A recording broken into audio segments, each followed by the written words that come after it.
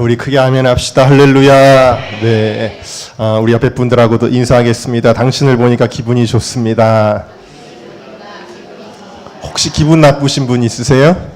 아무도 없죠? 네. 감사합니다. 제가 오늘 주보에 이번 2016 홀리위크 주제가를 껴 넣었는데요. 우리 함께 한번 이 찬양 불러봤으면 좋겠습니다. 지난번에 여러분 홀리위크 홍보 영상 보셨을 때 배경음악으로 나오셔서 귀에 좀 익으실 것 같은데요. 네, 후렴을 한만 끝에만 한번 쳐주고 전주로 네, 한번 찬양해 볼까요? 주 십자가 앞에 나와 주 택하신 백성 모두 예배합니다. 거룩한 나를 정하고 주께 우리 돌아갑니다.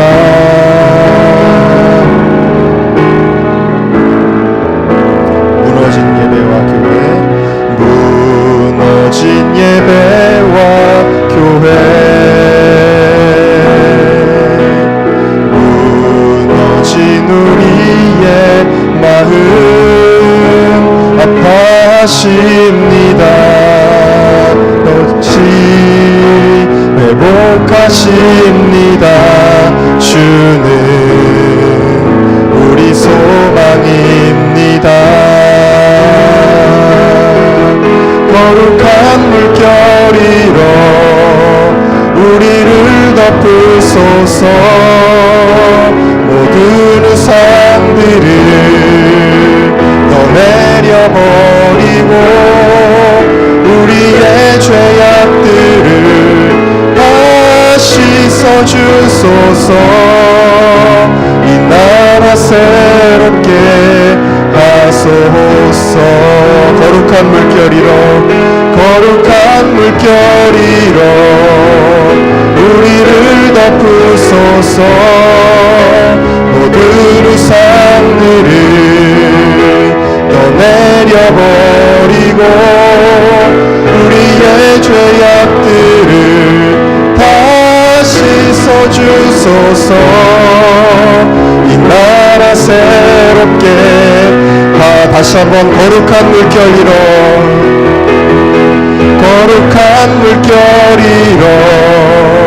우리를 덮으소서.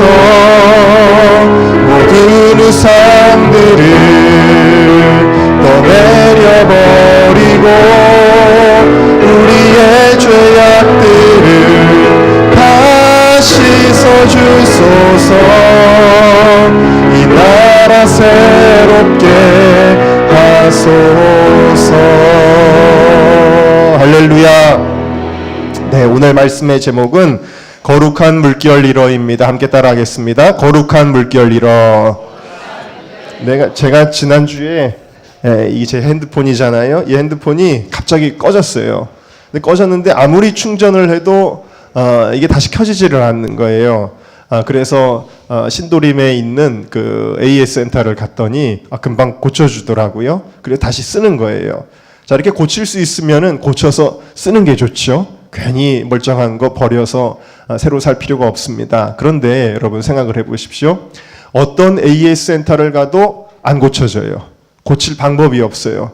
그러면은 그래도 아까워서 안 켜지는 거 들고 다녀야 됩니까? 아니죠. 어떻게 해야 되죠? 네? 새로 사야죠. 이건 어떻게 해야 돼요? 버려야죠. 물론 뭐 중고폰으로 될지 모르겠습니다만 여러분 고쳐서 쓸 수 없는 물건은 버리고 새로 사는 것입니다. 그렇죠? 예를 들어서 음식도 썩어서 먹을 수 없는 음식을 썩은 거를 다시 어떻게 해서 먹어야 되겠다 그러는 주부는 아마 없을 거예요. 썩은 음식은 어떻게 해야 됩니까? 남편에게 먹이나요, 여러분? 네. 네, 썩은 음식은 아마 뭐 강아지한테도 주지 않을 겁니다. 그렇죠? 썩은 음식은 버리고 음식은 새로 하는 겁니다. 할렐루야. 여러분 왜 하나님이 세상을 물로 심판하셨을까요? 노아의 시대에 하나님이 물로 심판하신 이유가 우리 오늘 창세기 아까 8장 말씀 읽었나요? 창세기 6장으로 한번 가봅시다. 자, 창세기 6장 5절부터 7절까지 말씀 우리 다 같이 함께 읽어보겠습니다. 시작. 여호와께서 사람의 죄악이 세상에 관영함과 그 마음의 생각의 모든 계획이 항상 악할 뿐임을 보시고 땅 위에 사람 지으셨음을 한탄하사 마음에 근심하시고 가라사대 나의 창조한 사람을 내가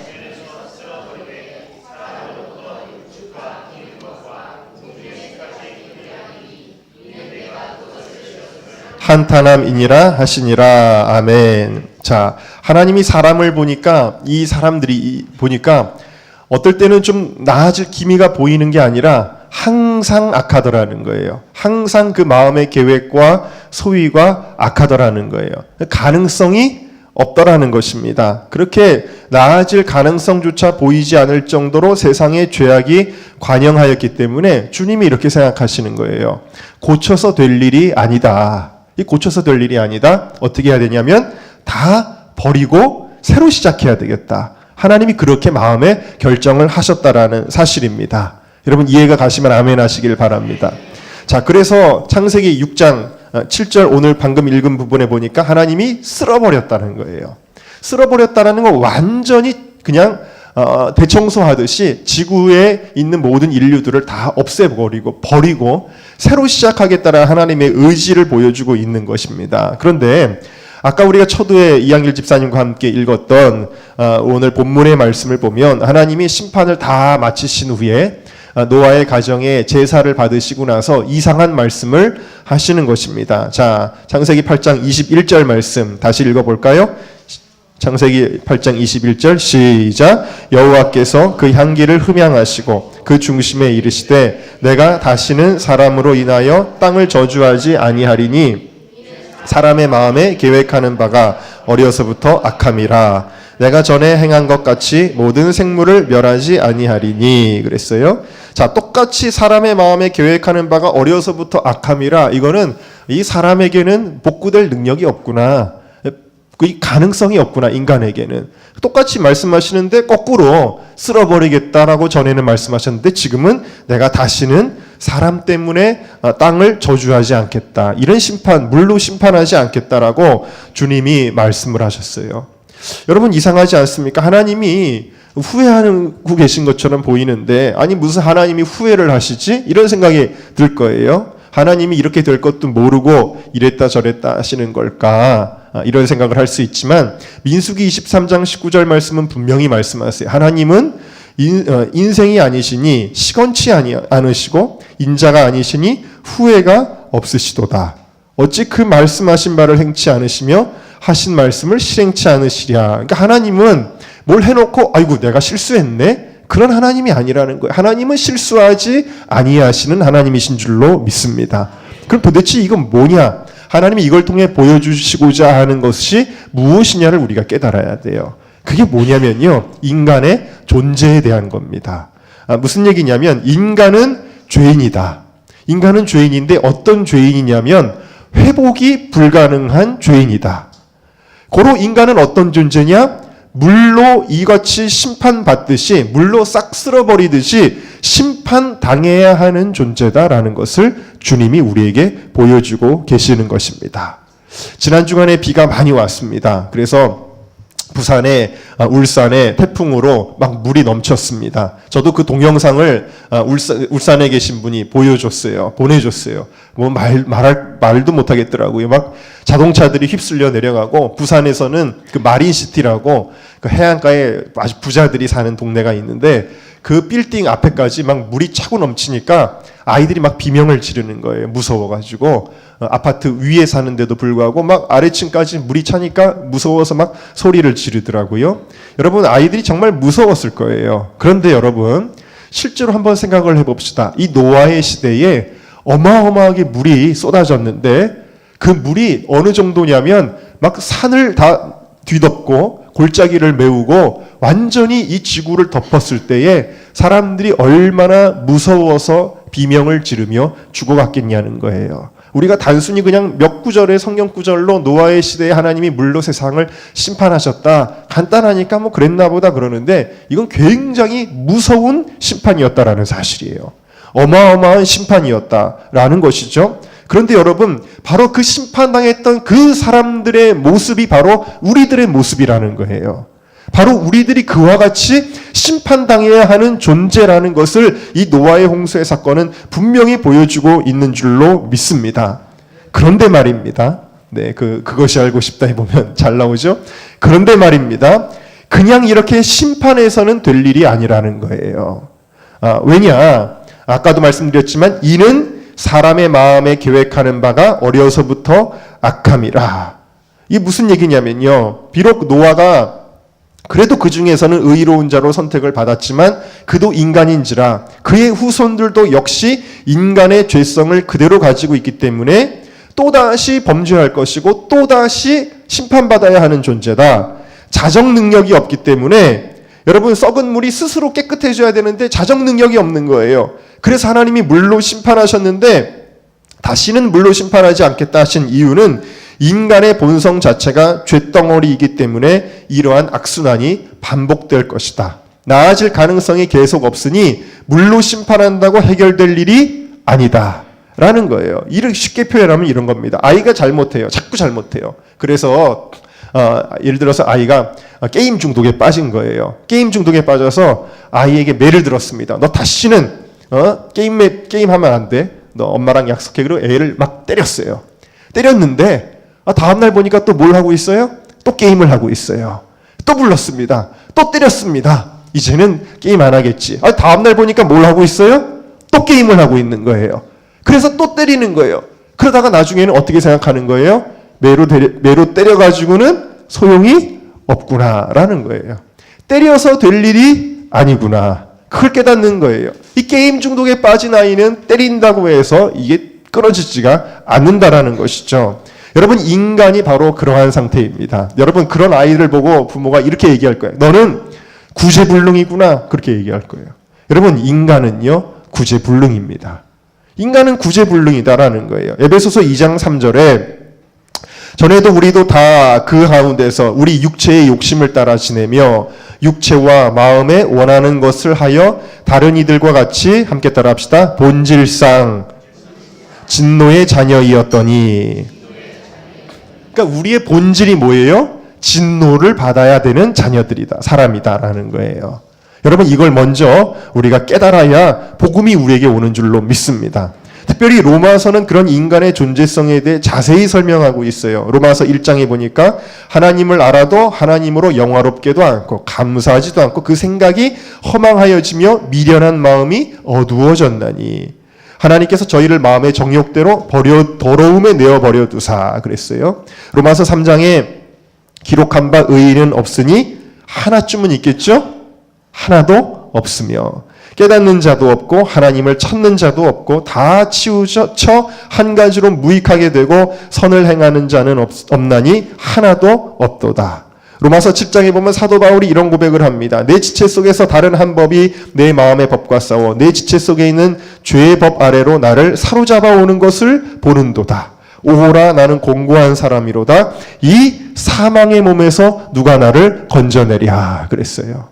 그러니까 여러분, 이 몸이 어떤 몸이냐면 저주받은 몸이다. 사망의 몸이다라는 것을 사도 바울은 깊이 인식했다라는 겁니다. 그래서 여러분, 인간이 구원에 이르기 위해서는 의로워야 되는데 윤리와 도덕, 사상과 철학, 그리고 구원에 이르려는 수많은 세상의 종교들과 의식이 있는데 그런 것으로는요, 회칠한 무덤과 같이 겉으로는 그럴듯해 보일 수 있을지는 모르지만 그 인간의 본성 안에 있는 그 죄악된 마음을 버리지는 못한다라는 사실이에요. 인간은요, 겉으로는 그럴듯해 보일 수 있어요. 여러분, 천주교의 사제들, 교황 겉으로 보면 아주 그럴듯하지 않습니까? 그러나 여러분, 인간은요, 무슨 달라이라마 같은 사람들 대단해 보이지 않습니까? 아주 의로워 보이지 않습니까? 절에서 지리산에 들어가서 수십 년 동안 수도했다는 사람들 보면 그럴듯해 보이지 않아요? 그러나 여러분, 소용이 없습니다. 다 본질상 인간이기 때문이에요. 인간이 아니라면 모를까? 인간의 씨를 가지고 태어난 인간은요, 본질상 진노의 자녀다라는 사실입니다. 자, 그러면 복음이란 무엇이냐? 복음은 인간이 안 되는 것을 되게 하는 것이 복음입니다. 사람의 힘으로 안 되는 것을. 한 부자 청년이 예수님을 찾아왔어요. 누가복음 18장에 나오죠.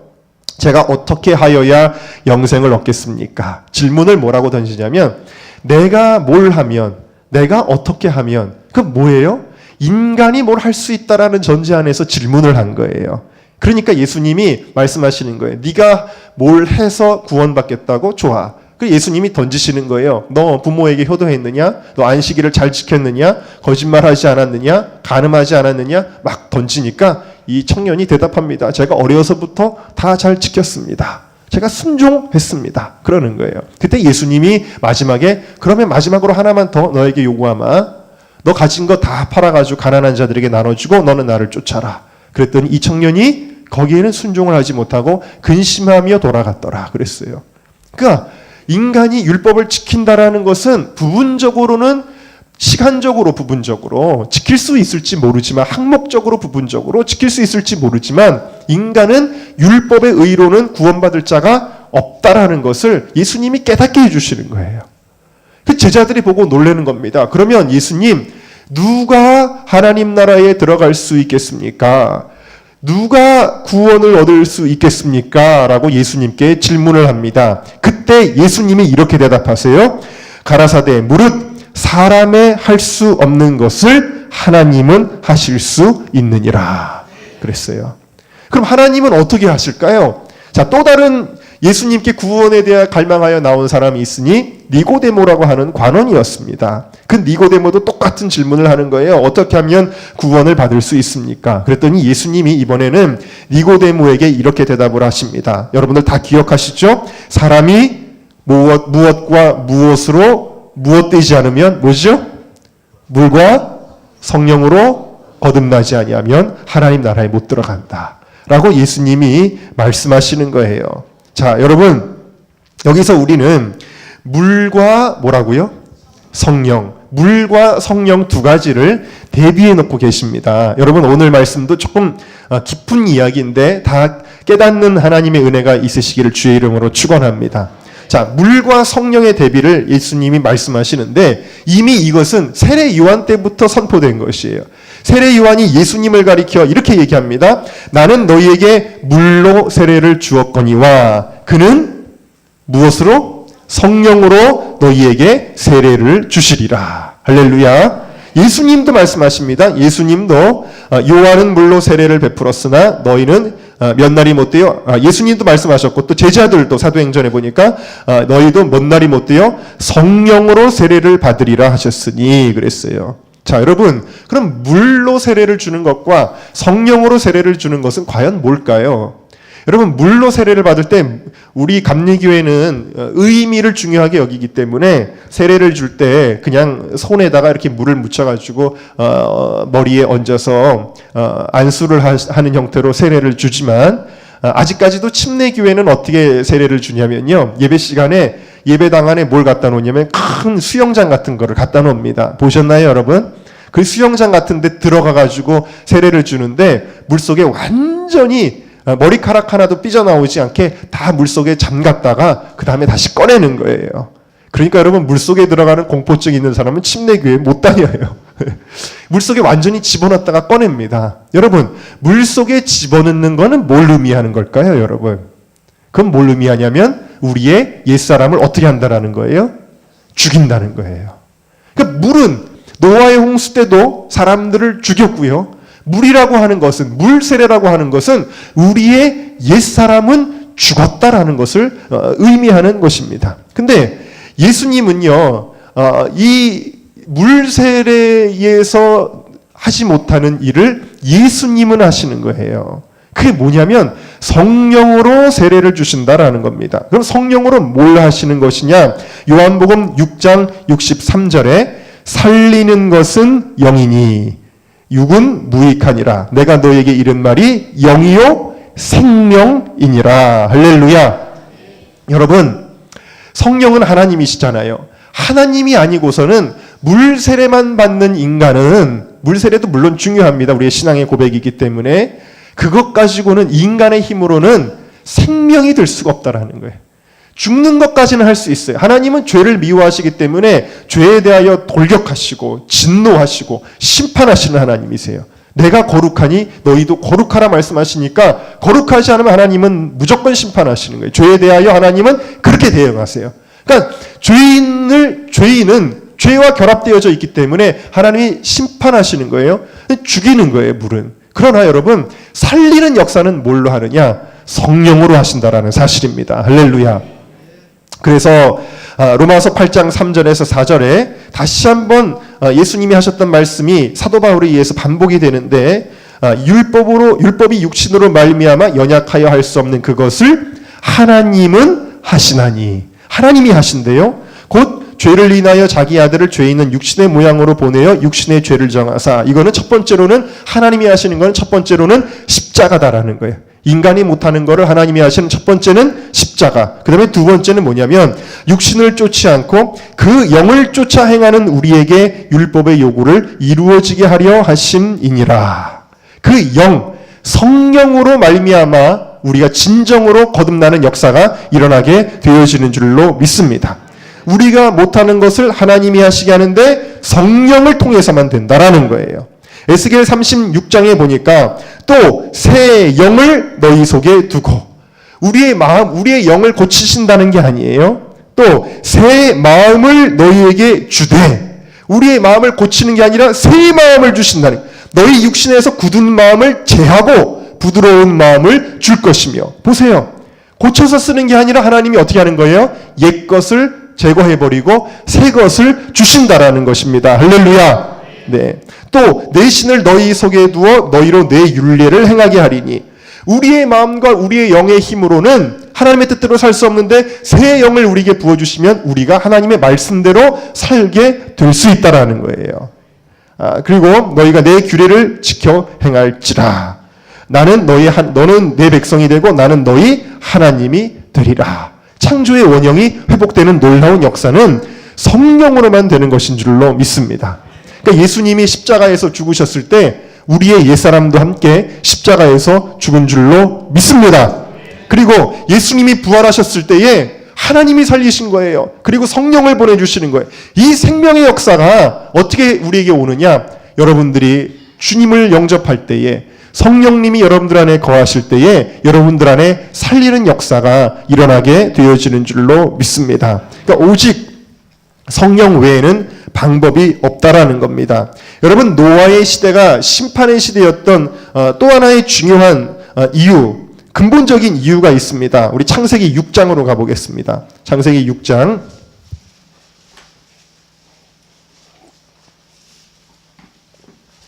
3절 말씀 다 같이 읽겠습니다. 시작.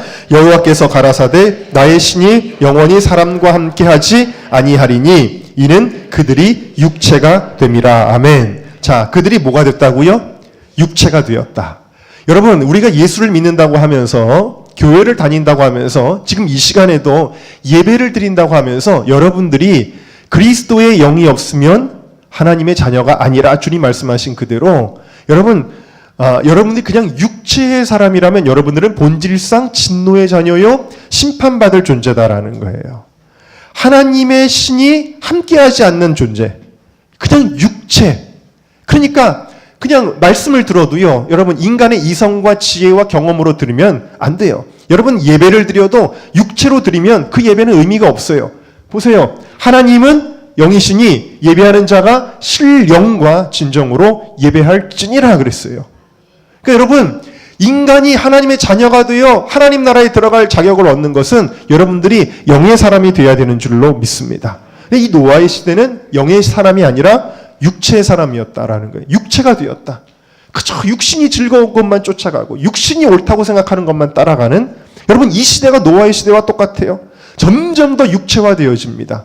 육체화되어져요. 근데 육신을 즐겁게 하는 걸 쫓아가는 그러한 시대다라는 것을 볼 수가 있습니다.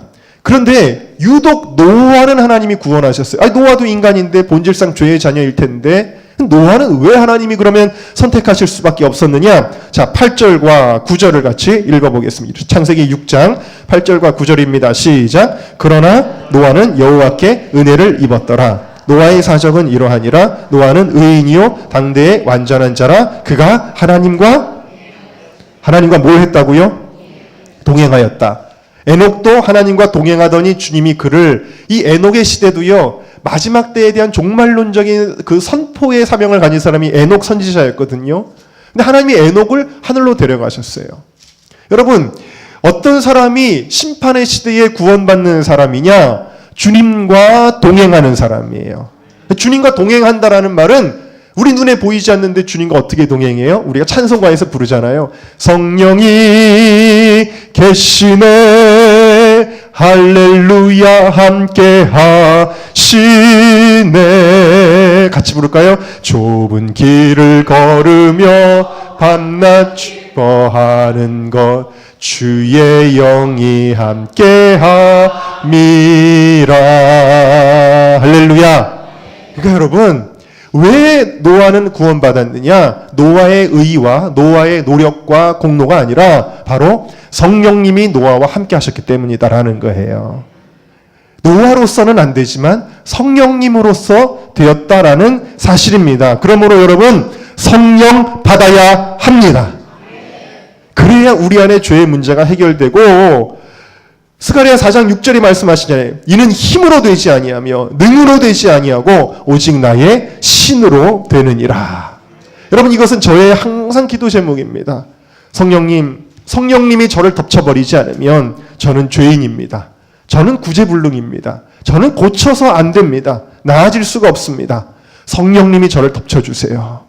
여러분, 이것을 안다면 다른 것을 의지하지 않아요. 이걸 안다면 성령님이 내 안에 오시도록 기도 안 할 수가 없습니다. 오직 성령의 능력밖에는 없습니다. 그것을 안다면 정말 기도하게 되어 있어요. 그런데 오늘날 한국교회 성도들을 보면 기도 안 하고 자꾸 다른 방법을 찾습니다. 여러분, 갈수록 SNS에 보면요, 한국교회가 이래야 된다, 저래야 된다, 한국교회 성도들이 이래야 된다, 목사님들이 이래야 된다, 저래야 된다, 지적하고 비판하고 그런 목소리가 너무 많아요. 근데 이런 목소리는요, 언제부터 시작이 됐느냐? 제가 어렸을 때부터 있었어요.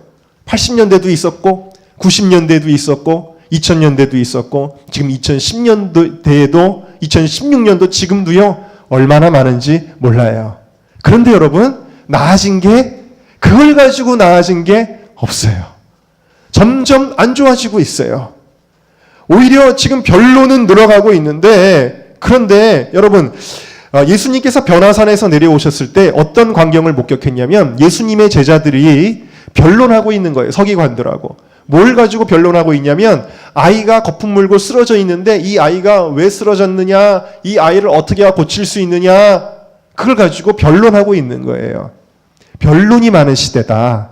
그래서 사람들이 이 아이를 고치려면 이렇게 해야 돼, 저 구제불능 같은 저 사람 고치려면 이렇게 해야 돼, 저 구제불능같이 되어진 한국교회가 고쳐지려면 이렇게 해야 돼. 변론은 많다는 거예요. 근데 정작 아이는 거품 물고 그냥 쓰러져 있는 거예요. 아무 능력이 없는 거예요. 그때 예수님이 오셔서 그들에게 믿음이 없음을 책망하시고 예수님이 그 아이의 손을 붙잡아 일으키시니 그 아이가 살게 된 줄로 믿습니다. 여러분, 오늘 이 시대는요, 누가 필요한 거냐면, 여러분, 저는 분명히 압니다. 아무리 교회 개혁을 한다는 사람들이 난리를 쳐도, 그런 신문들, 농객들이 넘쳐나도 전혀 안 변할 거예요. 점점 더 상태가 나빠질 것을 저는 너무나 잘 압니다. 왜? 인간은 본질상 나아질 수 있는 능력이 없기 때문에, 인간에게는 거룩이 없기 때문입니다. 교회를 다녀도, 직분이 있어도, 성경 지식이 풍부해도 여전히 마음속에 남들이 알지 못하는 교만과 미움과 시기와 무력과 음란과 정욕이 들끓고 있어요. 이게 인간이에요. 어떻게 해야 됩니까? 어떻게 해야 됩니까? 1907년에 평양에서 모든 성도들이 국권을 잃어버린 그 암울한 시대에 정말 삶의 의미를 모르고 사람들이 뭘 해야 될지 몰라서 그냥 술에 쩔어서 사는 거예요. 그냥 여자가 좋아서 그렇게 막 남자들이 음란한 생활, 방탕한 생활을 하는 거예요. 그런 시대에 주님께서 복음을 주셨고 그 평양 장대인 교회에 성도들이 모여들었습니다. 그리고 하나님 앞에 매달리는 거예요. 왜? 오직 주님밖에는 도움이 없으니까. 우리나라는 그때 제대로 된 군대도 없고요. 물론 뭐 독립군들이 뭐 게릴라 운동을 하고 했지만 그것은요 아주 지엽적인 것이고 일본의 군대를 감당할 만한 조선이 독립할 수 있는 능력이 없었어요. 하나님 앞에만 매달리는 거예요. 하나님 도와주세요. 하나님을 갈망하는 거예요. 그렇게 시작된 집회, 일주일이 되었을 때에 닫혔던 것 같은 하늘문이 갑자기 열리면서 그 길선주 장로님의 회개를 통해서 하늘문이 열리면서 회개의 영이 그 가운데 쏟아지게 되어지고 그곳에 누가 오셨냐면 성령님이 오신 것입니다. 성령님이 오셨을 때 인간의 힘으로 안 되는 것들이 되기 시작하는 거예요. 사람들이 거짓, 불신, 구박, 폭행, 간음, 질투, 술과 담배, 노름 등 각자의 죄를 토로하면서 흐느끼고 울부짖었다 그랬어요. 어떤 사람은 일어나서 자기 아내를 구박하고 때리고 못살게 굴고 바람피고 했던 것을 회개했다 그랬습니다. 평양 대부흥운동이 숭실대학교로 옮겨갑니다. 제일 먼저. 숭실대학교에서 어떻게 했냐면 학기가 시작하고 첫 번째 정규 일주일 동안의 모든 수업을 중단해요. 그리고 부흥회를 열었어요. 학교에서. 부흥회를 열었는데 학생들이 몸부림치면서 땅바닥에 엎드려져서 회개할 정도로 대단한 부흥의 역사가 일어나게 되었습니다. 이 내용은 평양 대부흥운동이라고 하는 박영규 총신대 교수님이 쓴 책에 나오는 내용들이에요. 또 그 북감리교 선교사인 해리스 선교사님이 쓴 글에 보면 이런 글이 나옵니다. 술주정꾼, 도박꾼, 도적놈, 오입쟁이, 살인, 도박, 광신적 유학자들, 수천 명의 잡신을 섬기는 사람들이 모두 그리스도 안에서 새 사람이 되었으니 옛것은 모두 지나가고 말았다. 그렇게 기록했어요. 또 한국 역사를 움직인 기도라는 책에 보니까 사람들은 사당을 헐고 첩과 소실을 정리, 노비를 해방시켰다. 남에게 물질적으로 해를 끼친 경우에는 그들을 직접 찾아가 변상해 주었다. 선교사들은 주일 성수, 금주, 금연을 강조하고 노름, 마작, 노예와 인신매매를 금지했다. 그렇게 기록했어요. 1909년 전보라고 하는 잡지 1호로에 나온 내용입니다. 도박, 음주, 구타, 아내와 싸움 등 잘못된 죄악들은 완전히 중단되었다. 남편은 아내의 무거운 짐을 들어주며 바느질을 잘할 수 있도록 불을 밝혀주기 시작한다. 조선 사람들에게서 볼 수 없었던 일들이 벌어지기 시작한 거예요. 할렐루야. 이게 뭘 통해 가능한 거예요? 이렇게 해야 됩니다. 저렇게 해야 됩니다. 심포지움을 열어서 된 게 아니에요. 세미나를 열어서 된 게 아니에요. 어떻게 된 거냐면 주님이 오셨기 때문에 된 것입니다. 주님이 오셔서 된 거예요. 성령님이 오셔서 된 거예요. 홀리웨이크를 준비하는데 많은 분들이 걱정해 주시는 거예요. 제가 이번에 지난 주간에 대전에 가는데 이틀 동안 다녀왔는데 만나시는 분들마다 대전 성시화운동본부 사무국장님 만나고 또 대전 기독교연합회 사무총장님 만났어요. 두 분이 똑같이 이렇게 말씀하시는 거예요. 뭐라 그러시냐면 요즘 안 모입니다. 지금 대전도 연합집회를 몇 번 했다라는 거예요. 너무 안 모인다는 거예요. 개교회 주일 예배보다도 안 모인다라는 거예요. 차라리 대형 교회는 주일 예배 숫자가 어느 정도 되긴 하는데 연합집회 안 모인다는 거예요. 그러면서 저한테 뭐라 그러냐면 차라리 이번에 대전에서 그 큰 교회 목사님 이번에 강사로 쓰셨는데 그 교회에서 모이지. 그럼 그 교회 교인들이라도 좀 올 텐데 왜 배제대에서 하냐고. 아마 한 명도 안 올 거예요. 이렇게 얘기하시는 거예요. 한 명도 안 올 거래요. 그러면서 얼마나 사실은 저를 기죽이려고 하는 게 아니라 걱정돼서 하시는 말씀인데 그게 현실이라는 거예요. 안 모인다는 거예요. 그래, 안 모일 수도 있겠구나. 그러니까 걱정이 좀 되더라고요. 너무 안 모여도 큰일인데. 그래가지고 이제 어쨌든 최선을 다해서 사람들이 모이도록 같이 기도하도록 최선은 다해야 되겠다. 이런 마음은 있는데 제 마음속에 어떤 마음이 들어서 그런 말씀을 드렸냐면 물론 사람들이 많이 오는 것도 좋습니다. 모여야지요. 그런데 더 중요한 것이 있는데 주님이 꼭 오셨으면 좋겠습니다. 여러분 생각을 해보세요. 달걀이 10,000개가 있어요. 근데 그 달걀 10,000개가 무정란입니다. 그러면 이 달걀 10,000개는요, 한 달이 지나고 나면 어떤 달걀이 됩니까? 하나도 못 먹는 달걀이 될 거예요. 그렇죠, 여러분? 그러나 단 10개의 달걀이라고 해도 그것이 유정란이라면 한 달이 지나면 그 유정란은 어떻게 되는 거예요? 병아리가 되는 거예요.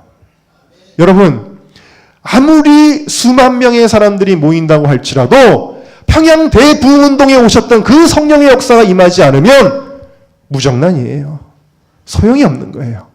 그러나 단 단 10명만 모여도 누가 오시면? 주님이 오시면, 성령님이 오시면 부흥의 역사가 일어나게 되어지는 것인 줄로 믿습니다. 여러분, 지금 우리에게는 성령님이 오시는 것이 가장 중요한 것입니다. 그래야 우리 자신이 거룩해져요. 그래야 교회가 거룩해져요. 그래야 나라와 민족이 거룩해지는 것입니다. 우리에게는 능력이 없습니다. 여러분, 제가 인터넷을 이렇게 하는데, 핸드폰을 보는데 그냥 포털에 들어갔는데 만화가 떠요. 애들 다 보는 만화예요. 근데 만화 제목이 보니까, 예배 시간에 이런 얘기해서 죄송합니다만, 만화 제목이 보니까 딸의 친구와 사랑에 빠졌다, 이런 제목이에요. 기가 막힌 거예요.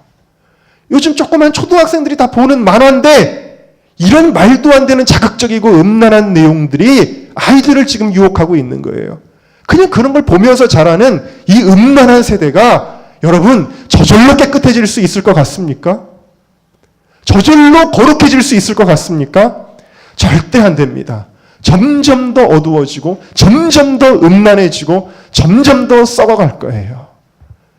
우리에게는 능력이 없고 교회에도 우리 자신에게는 능력이 없고요. 이 대한민국 복구될 수 있는 가망성이 안 보여요. 오직 주님이 오셔야 됩니다. 평양 대부흥운동에 오셨던 그 주님이 오셔서 여러분, 이 노아의 홍수는 죄악을 그냥 싹 쓸어버린 거예요. 성령님의 그 물결이 파도가 와서 제일 먼저 모든 죄악을 싹 쓸어버리고, 제가 이 찬양의 가사에 그렇게 쓴 거예요.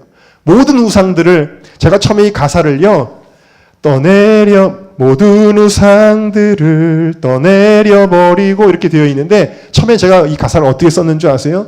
모든 우상들을 휩쓸어 버리고 이렇게 썼어요, 처음에. 근데 말 어감이 너무 예쁘지가 않아서 제가 이거 바꾼 거예요. 정말 여러분, 다른 사람 말할 것도 없고 우리 자신 안에 있는, 내 안에 있는 이 썩은 우상들, 이것을 노아의 홍수처럼 성령의 물결이 쓸어버릴 수 있는 은혜가 있기를 주의 이름으로 축원합니다. 그러나 노아의 홍수의 심판이 죽이는 심판이었다면 성령의 역사는 나의 옛사람은 죽이되 내 안에 예수 그리스도가 사시게 하는, 성령으로 새롭게 태어나는 그러한 은혜가 우리 가운데 있기를 주님의 이름으로 축원합니다. 우리 다시 한번 이 찬양 한번 불러볼까요? 자, 주 십자가 앞에 나와 함께 찬양하고 기도하도록 하겠습니다.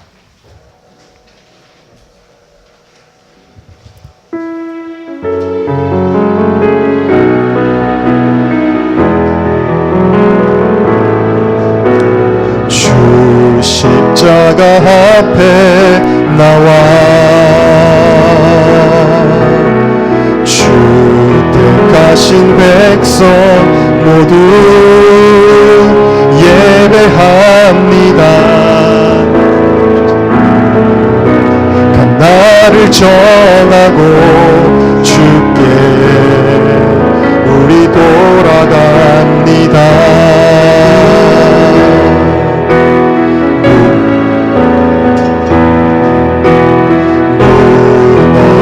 예배와 교회, 무너진 우리의 마음 아파하십니다. 다시 회복하십니다. 주는 우리 소망입니다. 거룩한 물결이로, 거룩한 물결이로 우리를 덮으소서. 모든 우상들을 떠내려버리고 우리의 죄악들을 다 씻어주소서.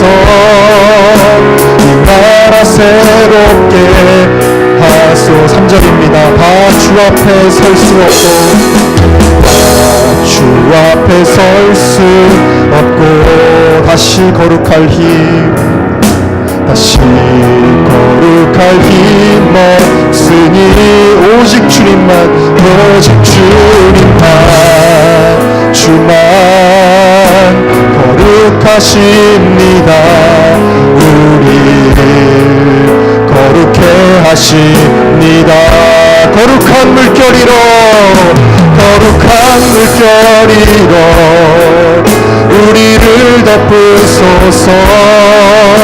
그 우상들을 내려버리고 우리의 죄악들을 다시 써주소서.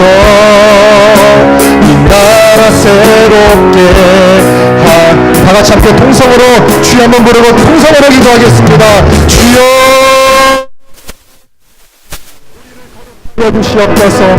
예수 그리스도의 십자가의 보혈로 우리를 씻어주시고 안에 우리의 모든 죄악된 마음들을 아버지 다 쓸어버리시고 모든 죄악을 씻어버리시고 하나님 아버지 우리 안에 새로운 영을 부어주시고 새 마음을 부어주시옵소서. 성령의 역사가 우리를 덮쳐주시옵소서. 아버지 나의 심령을 덮치시고 우리를 덮치시고 우리 온 전교회를 덮치시고 우리 한국교회를 덮쳐주시고 하나님 아버지 대한민국을 한민족을 덮어주시옵소서. 부산에서 대전을 지나 서울에 이르기까지 하나님 홀리 직장 가운데 성령의 물결이 밀어오게 하여 주시고 성령의 물결이 덮쳐올 수 있도록 하나님 역사하여 주시옵소서. 오 주님 씻어주소서. 이 나라 새롭게 하소서. 예수님의 이름으로 기도하옵나이다. 아멘.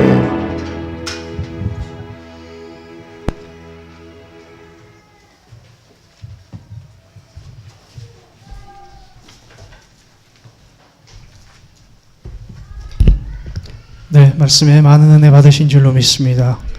다 같이 찬송가 409장 하시면서 준비하신